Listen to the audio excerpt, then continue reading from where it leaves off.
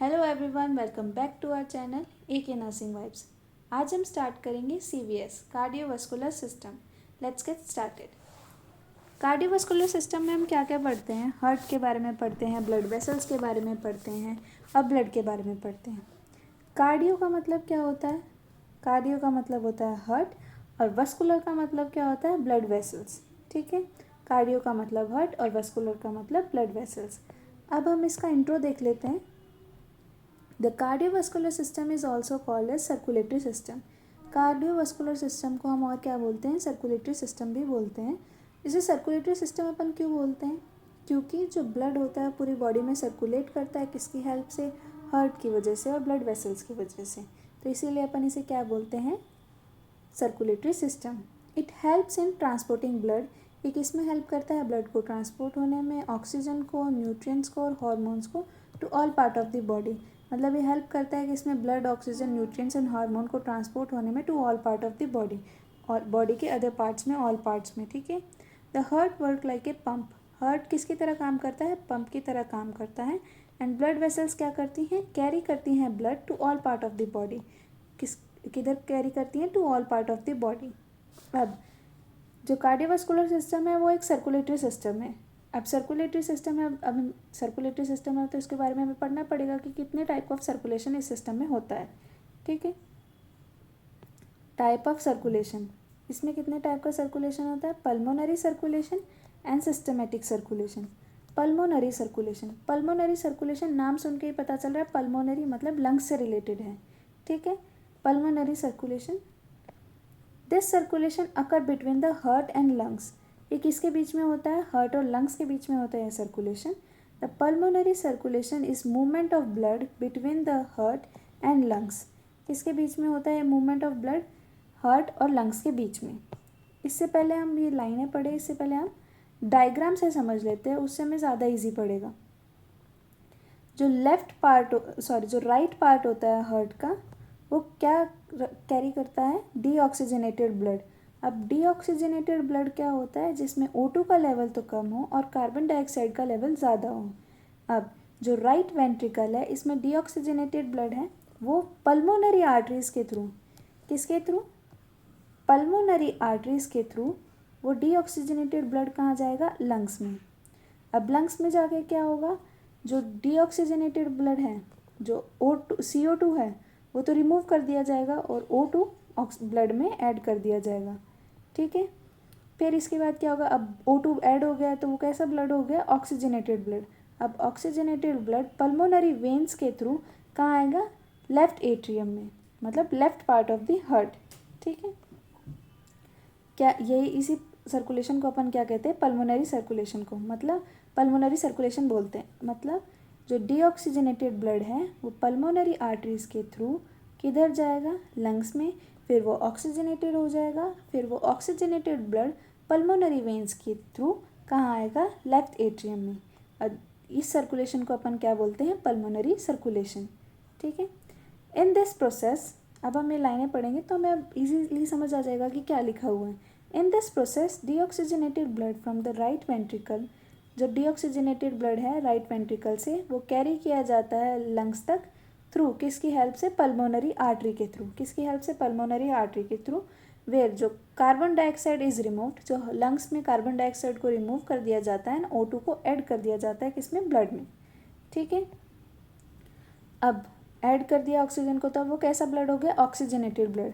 The oxygenated blood then return to the left atrium. अब oxygenated blood कहाँ return होगा? Left atrium में return होगा ऑफ द हार्ट, हार्ट में, through pulmonary veins. किसके through? Pulmonary veins के through. अब ये सर्कुलेशन क्या कहलाता है? Pulmonary circulation. ठीक है, अब नेक्स्ट हम पढ़ेंगे सिस्टमेटिक सर्कुलेशन। अब सिस्टमेटिक सर्कुलेशन क्या होता है? सर्कुलेशन होता है ब्लड का किसके बीच में? हार्ट और all part of the body. Heart और बॉडी पार्ट्स के बीच में, जो पूरी बॉडी है उसके बीच में जो सर्कुलेशन होगा ब्लड का, उसे ही अपन क्या कहेंगे? Systematic circulation. Systematic circulation is the circulation of blood between the heart and all part of the body. ठीक है, अब इन लाइन को पढ़ने से पहले अपन क्या देख लेते हैं? डायग्राम देख लेते हैं, उससे इजी पड़ेगा। अब अपने को पता है कि ऑक्सीजनेटेड ब्लड कहाँ है?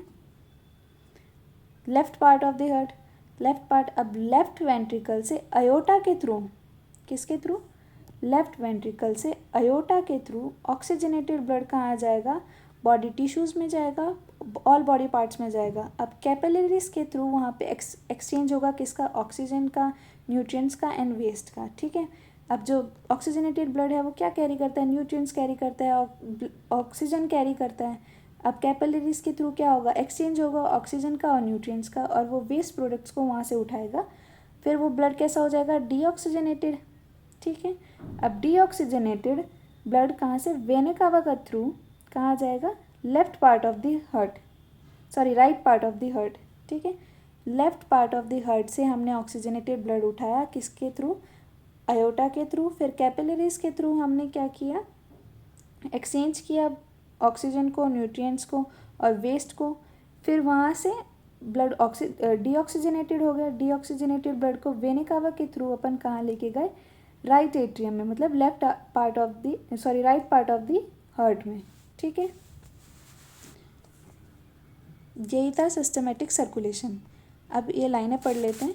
इन this process oxygenated blood from the left ventricle, जो ऑक्सीजनेटेड ब्लड है from left ventricle is pumped through aorta, किसके through, pump through aorta to body tissues where oxygen and nutrients are supplied.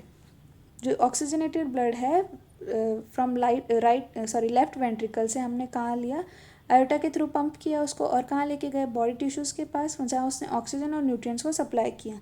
वहाँ से फिर वो उसने क्या कैरी किया, कार्बन डाइऑक्साइड्स और वेस्ट प्रोडक्ट्स कैरी किए, और फिर वो कहाँ रिटर्न आ गया, राइट एट्रियम में, किसके थ्रू, वेना कावा के थ्रू। यही इसमें लिखा हुआ है, deoxygenated blood carrying carbon dioxide and waste product return to the right atrium. जो डीऑक्सीजनेटेड ब्लड है जो कैरी कर रहा था कार्बन डाइऑक्साइड और वेस्ट प्रोडक्ट्स को, वह कहाँ रिटर्न हो गया, राइट एट्रियम में रिटर्न हो गया ऑफ द हार्ट, हार्ट के थ्रू, किसके थ्रू, वेना कावा के थ्रू। यही था सिस्टमेटिक सर्कुलेशन। एक बार फिर से अपन ओवरव्यू देख लेते हैं पल्मोनरी सर्कुलेशन का। पल्मोनरी सर्कुलेशन में क्या होता है, डीऑक्सीजनेटेड ब्लड को हम ऑक्सीजनेटेड बनाते हैं, कैसे, जो राइट वेंट्रिकल होता है उसमें अपना डीऑक्सीजनेटेड ब्लड होता है। डीऑक्सीजनेटेड ब्लड पल्मोनरी आर्टरीज के थ्रू कहाँ जाता है, लंग्स में। वहाँ पे जाके क्या होता है, CO2 तो रिमूव हो जाता है, O2 ऐड हो जाता है। फिर अब वो कैसा ब्लड बन गया, ऑक्सीजनेटेड। अब पल्मोनरी वेन्स के थ्रू वो कहाँ आएगा, left part of the heart, कहाँ आएगा, left part of the heart. ये सर्कुलेशन क्या हो गया, पल्मोनरी सर्कुलेशन।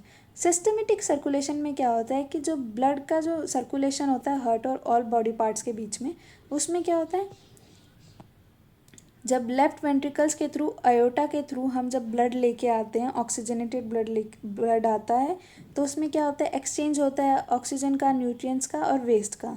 फिर वो ब्लड कैसा हो जाता है, डीऑक्सीजनेटेड। वेना कावा के थ्रू हम उसे किधर लेके जाते हैं, राइट एट्रियम में, ठीक है। अब इसी सर्कुलेशन को अपन क्या कहते हैं, सिस्टमेटिक सर्कुलेशन, ठीक है।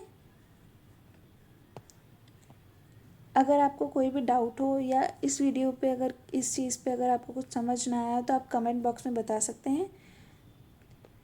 Thanks for watching, like share and subscribe to our channel. Thanks.